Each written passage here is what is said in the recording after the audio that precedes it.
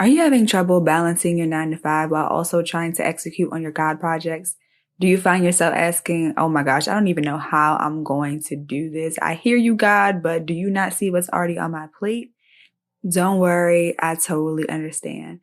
Just last year, I was working a 9 to 5, managing multiple brands while also launching and planning my own conference, writing my book, managing my podcast, managing my YouTube channel, and also designing for my other clients. So when I say I understand what it feels like to have a million responsibilities and God is still calling you to create, I do. And that's why I'm hosting a free class called How to Execute Your God Projects While Managing a 9 to 5. This class will take place on Thursday, May the 11th at 8 p.m. Eastern Standard Time, and you can sign up using the link in the show notes. Don't let your 9 to 5 and all of your responsibilities keep you stuck in a cycle of disobedience from what God is calling you to do. Again, you can sign up using the link in the show notes.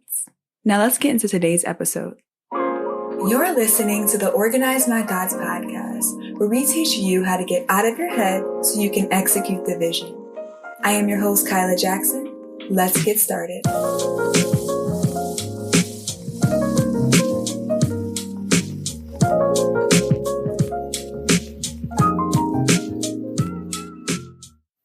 Hello, family, and welcome back to another episode of the Organize My Thoughts podcast.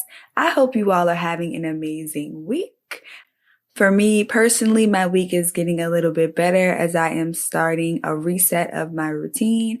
It's not perfect. I'm simply making some adjustments to make sure that I'm getting as much done as possible during the hours where I'm the most focused. So we're going to talk about that today. I'm trying to see if I have any updates for you guys, but I don't think that I do. So before we jump into today's episode, I just want everyone listening to take a moment and breathe. Check in with yourself. How are you doing? Congratulate yourself on something big or small. Y'all know we have to take these moments out of our day to go back and reflect and really just slow down. Life moves so fast and there's always another day. I mean, can you believe we're almost at the end of April? And I just want you to congratulate yourself. Remind yourself of how well you're doing. You may not be doing perfect. You may not be where you want to, but you're further than where you were. And so that deserves a moment of appreciation. So pat yourself on the back. I'm super proud of you for showing up, even when you don't feel like it. So with that being said, let's go ahead and jump into today's episode. Now, I have to update y'all on where I've been because I am currently pulling myself out of a funk right now. Every now and then, life starts to life, and I've explained about a little bit of my situation in the past episodes. But yeah, I'm in a place now where I'm pulling myself out of an emotional funk, a productivity funk. Like, I just have not been feeling myself lately. And I have been just asking God, I know I'm going through a tough season, but usually I'm able to kind of push through and just show up for myself and everything that I need to do every day. But I just feel like life has just been very overwhelming, for me lately. And I was in this, this little funk where I was kind of just taking some time to process everything that was going on in my life. And it seemed like the more I tried to process it, the more, frustrated I got. So I was like, okay, listen, we're not going to approach life from a victim mindset anymore. Like, life happens to everybody. And I'm not saying that it's not important to take moments to grieve and to process and to think it out. But at the end of the day, life still goes on and there are still areas where I need to show up. And I may not be able to show up in, ways that I have before where I felt like I was, just sometimes you have those seasons in life where you are just killing it. Like, you are doing everything that you wanted to do and, everything is getting down. And then you have other seasons where you just have to do the best that you can, every single day. And so I just had to remove the pressure, that I put on myself to show up at, my highest capacity. Like, right now I have the capacity to just show up with whatever God gives me the strength for that day. And that's okay. So like I said, I'm pulling myself out of this funk. I'm pulling myself out of a place of, victim mentality and really just taking the most out of each day. So with that, I have actually reset my routine. I feel like before I was waking up around that's another thing. Like my sleep schedule has been all over the place. Like before I was waking up around 9 a.m., I would spend my time with God. And then, I would really be getting started on my work day around like 10:30. But for the past few weeks, y'all, like I was waking up at like 11 a.m. and then I wasn't starting my day until like 1 p.m. or 1:30. And it was just all over the place. Now, don't get me wrong. Like I was still getting stuff done because I'm very particular about what I put on my plate each day. I try to focus on, two high priority tasks for the day. That way, no matter what time I'm working, I'm still getting stuff done.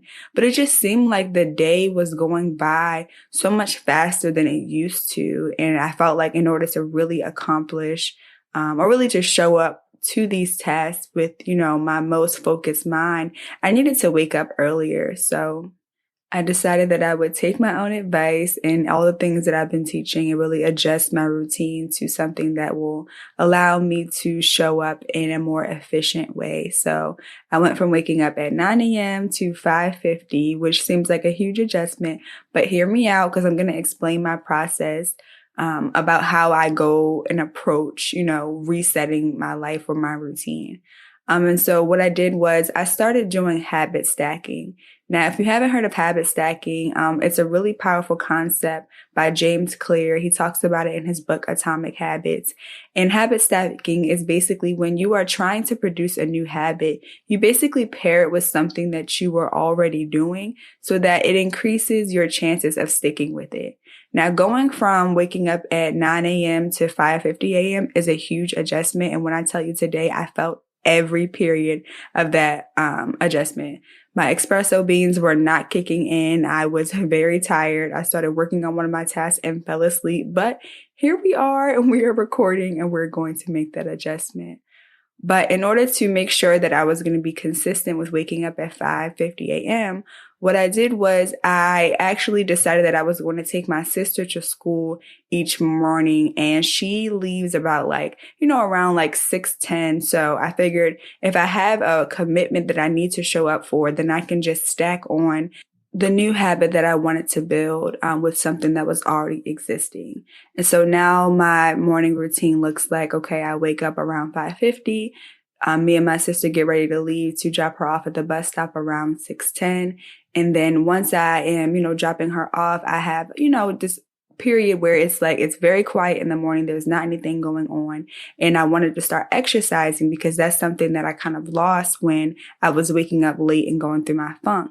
So I said, okay, since I'm already out, I'm just going to drive somewhere and start walking. So whether that's the track or whether it's, by the lake or something like that, I'm able to eliminate a lot of that decision fatigue about what I'm going to do, where I'm going to work out, etc. by just simply making the most of the area that's around me. So I'm already out. I've drive to somewhere to walk. And then as I'm walking, I start to pray as well. So you see how I'm stacking these habits that I want to see, but making it in a way where I don't have to go outside of my way or make it difficult for me to do these things. So now I've gotten up early, I'm walking, I'm praying, I'm spending that quiet time with God. And by the time that I finish, I feel much more reset and focused to get the day started. And this all happens before 7 a.m. So by the time I get home, I'm able to sit down and, quietly with my devotional time because I've spent that morning time praying and listening to God and kind of getting some direction on what I'm going to read today. And then after my devotional time, I immediately go into one of my high priority tasks. Now, this is important because a lot of times you see in morning routines, people have 50 million things that they are doing in the morning. And it is taking them, their morning routine is almost taking them 3 hours. And they're actually not using that time where there's nothing really on your mind for productive reasons. It's you could sit down and have, a 45-minute breakfast and work out for an hour and a half and, clean your house and do all those things. But in the morning is when your mind is the most focused, and you really should be putting a lot of that energy on a high priority task that would be kind of mentally taxing for you throughout the week. And it makes it very, very easy when you're able to just transition from one task. So for example, one of my high priority tasks for today was starting my book. I had already written, the book outline for my new book for Organize My Thoughts, which I'm very excited about. And I decided that I was going to spend just 15 minutes, writing that first chapter. Because you guys know, like, that weird period of pressure when you're starting a new task and you are just trying to, get over the anxiety of starting. It's like you want it to be perfect and you don't want to mess it up. And sometimes you just need to start. So I said I was just going to spend 15 minutes writing. And I wound up actually spending about 45 minutes and, almost finishing the chapter. But having that time in the morning where I'm, the most free and I haven't even checked my emails yet, so I'm not bombarded with all this information, I was able to just write freely. And now I'm still in this point. It's about 9 a.m. and I'm recording the podcast, right? These are two tasks that are very high priority to me and they're actually mentally taxing. So now I'm able to get these done and out of the way when I'm the most productive. And even if I don't do anything else today, I've accomplished the two hardest things that were on my list before 10 a.m. And if you're subscribed to me on YouTube, I'm actually vlogging this journey because I want you guys to see that you can build a routine that is flexible, that is adjustable for you, that will actually allow you to get a lot done. And it does not have to be perfect. That's my biggest thing, is that you can be productive. You can show up, your best without having all of that pressure, without feeling like everything has to be aesthetic and you have to, just do all the things that the internet says. Like, your routine is custom for you. You know the responsibilities and the things that have been on your plate, and you don't need a million items on your to-do list to be productive. And you don't even have to feel like doing these things. Like, when I woke up this morning, I did not feel like waking up. But something as simple as habit stacking allowed me to show up with the energy that I had and still get things done. So for those of you who feel like you are trying to get out of a funk, or even if you just want to get more things done, definitely try habit stacking. Take something that you're already doing and then pair it with the new habit that you want to develop. So for example, if you are super busy, maybe you have a 9 to 5 and you're also called to create some God projects and you're like, man, I don't know how I'm going to have time to work on these God projects. One thing that you can do is to start pairing your quiet time with God with your creative time with God. So if you spend 20 minutes, in the morning, maybe in prayer or doing a devotional, take an additional 15 minutes and just focus on working on your God project. And the reason why this pairing is going to work so well is because, number one, after you spend your quiet time with God, you're in a surrendered place where you can hear from Him. And it will be a trigger and a reminder for you to also work on the thing that God has called you to do. Trigger points are very important because they help us to be reminded of the new habit or the thing that we're trying to build. And so by pairing your quiet time with God with your creative time with God, you'll develop a habit of consistently working on that God project. Another example of habit stacking that could work for you is maybe you're trying to develop more time to exercise because you know that exercise not only improves your physical health, but your mental health as well. And so one thing I used to do is my gym was actually around the same area as the grocery store. And so because I grocery shopped every week, I would say, okay, if I know that I'm going to grocery shop, I'm also going to go to the gym at the same time. And so I would get dressed to go grocery shopping in my gym clothes. And then while I was at the gym, I would do some type of cardio or something. And I would develop my grocery list while I was there. So that way afterwards, I would just have to go grocery shopping. But it made it very easy for me because the trigger point was grocery shopping. Whenever I grocery shopped, I was also going to the gym. When I went to the gym, I was building my grocery list. So everything just continued to flow. And the great thing about habit stacking is that we do it in our everyday lives and we just don't realize it. For example, typically people drink their morning coffee and check their emails at the same times. The trigger point is making and drinking the coffee. And then you're like, oh, well, while I'm here, let me also check my emails. So if you haven't tried habit stacking already, take a look at your life and see where you kind of do this naturally and then where you can integrate that new thing that you want to work on, whether it's adjusting your routine or it's, working on your God project or even just building a new habit. Now, I want to switch gears for a little bit and go back to something I was talking about in the beginning of the episode, and that is creating during your peak productive hours. Now, I came across this article because out of my frustration, I was researching about how many hours of day of focused work do we actually do, right? This doesn't matter whether you're working a 9 to 5 or you're in full-time entrepreneurship. Like a lot of times we center our lives on this 8-hour workday and we expect to be productive for that amount of time. But in an 8-hour workday, you're really actually not going to be focused completely for 8 hours. A lot of that time is filled with these low productive tasks that aren't really allowing us to move forward in our workload. And so I was just like, man, like when I was waking up at like 9 a.m. and I wasn't really getting started with my day until 1 a.m., I was still getting stuff done. But because I hadn't been productive for like 6 or 7 hours, I still felt like it was not enough. And so it really made me rethink the way I saw being productive. And so I started to research and I was like, how many hours of focused work can a person actually do a day?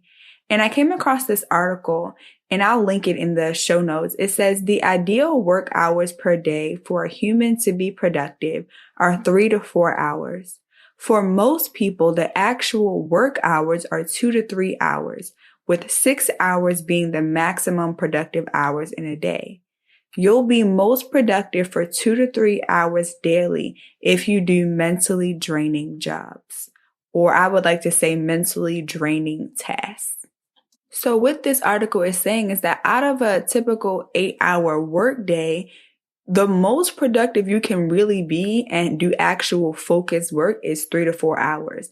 But they're saying that for mentally draining jobs or mentally draining projects, the max is 2 to 3 hours daily.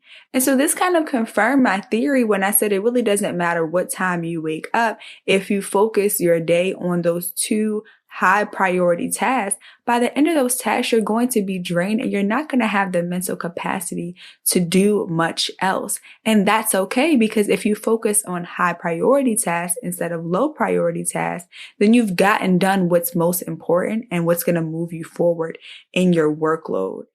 And so I wanted to share that because I feel like when I was working a 9 to 5 and I was balancing all the things that God was calling me to do, I was constantly overwhelmed because I felt like there were seasons in my life where God had graced me to execute an insane workload in a short period of time. I mean, in one time I was managing multiple brands through my job. I was also planning a conference. I wrote a book. I launched, the podcast all within like 1 year. It was absolutely ridiculous. And I know now that I was running off of God's grace and not my own. And so I think sometimes I still compare, how productive I am now to how productive I was during seasons where God had graced me for that workload. And sometimes it just makes me feel like I'm not doing enough. And so I don't know if anybody else has found themselves in that place where you just feel like every day you're not getting enough done or you are having trouble focusing. And I just want to encourage you to stop comparing your past self to your current self. What you had the capacity for in one season, you may not have the capacity for in this season. And that's okay. God prepares us for the workload that's ahead of us. There are times where we are graced to do an insane amount of work, and there are times where we are graced for rest, right? Where we are graced to focus on, 1 or 2 priority tasks, and that's okay. It doesn't mean that you're lazy. It doesn't mean that you're not doing enough. It just means you're in a different season. Like, I know we live in a grind culture where they're like grind from the morning to the night and don't sleep. I remember I was talking to somebody and they were a full-time entrepreneur and I was talking to them about vacation. It was like, I don't got no time for no vacations. I don't have time to rest and da-da-da. And I was like, that just doesn't sound healthy. Like, I know we all have ambitious goals that we're trying to get to. Trust me, I have a lot of them myself. But when it comes to the fact that we are working so anxiously towards something, we have to ask ourselves, like, what are we really working towards? Like, And I say that because there's a scripture that really just kind of challenged my idea on, productivity. And it's in Psalms 127, verse 2. And it says, "It is useless for you to work so hard from early morning until late at night, anxiously working for food to eat, for God gives rest to his loved ones." And I love this scripture because it really reminds me of seasons that I've been in the past where I would be coming out of a grind season and God would, eliminate a lot of the stuff that I felt like I needed to be doing. And he would have me spending time with him. And I remember that I was irritated because I'm like, God, I've got stuff to do. Like bills have to get paid. Things have to be done. And I was frustrated because I felt like my time where I was just spending time with God and just dwelling. And there would be days where I did no work and I just spent with God. And because I am a performer by nature and always wanting to do something, I felt unproductive. But in those seasons, like when I came out of those seasons, the opportunities that God had brought to me while I wasn't even producing them on my own far outweighed anything that I could have done, in my own busyness or grinding. So I'm not saying sit around and be lazy and do nothing, but recognize when you're in a new season where God is asking you to shift your focus to something that you may not feel like is productive and helpful for where you want to go. But remember that God knows every single detail of your life. He's planned out your entire life. The promises and the visions that you're working towards, he gave you them and he will accomplish those things. There's no wasted seasons with God. So that's all I really wanted to share in this episode. I know we covered a couple of different topics, but if you want to see this process in real time of resetting your routine and habit stacking and, just what it looks like to walk out an imperfect life and still be doing all the things that, God has called you to do, definitely subscribe to me on YouTube. You can just search my name, Kylia Jackson, Kylia Jackson. I'm not going to spell that out for y'all. And I'll also leave the link in the show notes. I show you guys a lot of behind the scenes of, my mind management, how I manage my relationship with God, just daily productivity things. But also I have fun. Like I do a lot of just random things with my family, with my friends, and I just have a good time. Like YouTube is my dwelling space that I am loving right now. I just get to be carefree, enjoy my life, and just bring you guys along the process. So I know that you'll find value there, and I hope you guys subscribe. But this wraps up another episode of the Organize My Thoughts podcast. Thank you guys so much for listening, and I'll talk to you on the next episode.